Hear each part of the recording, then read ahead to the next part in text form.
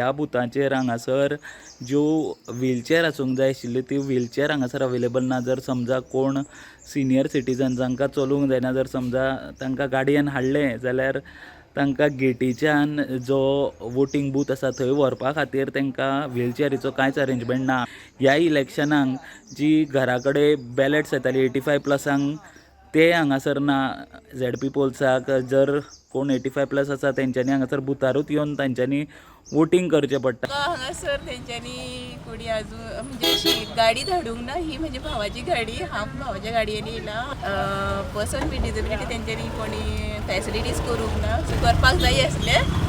So म्हाका ते तेंचे बरें दिसोंक ना. Okay, no problem. हांवें कोणाक कॅन्डिडेटाक हांवें वोट केला न्हू. सो ते कॅन्डिडेटाक हांव रिक्वेस्ट आसा की तेणी आमकां सगल्यांक हेल्प करचें. व्हीलचॅरी दवरलेल्यो ना इलेक्शन बुथांचेर. हांगासरूय तुमी जर नोटीस केला आसत व्हीलचॅर्स ज्यो आसूंक जाय आशिल्ल्यो त्यो दवरलेल्यो ना. स्टेट इलेक्शन कमिशनरान सांगलें की व्हीलचॅर्स बीन सगळ्यो अवेलेबल आसतल्यो म्हणून सगळ्यो.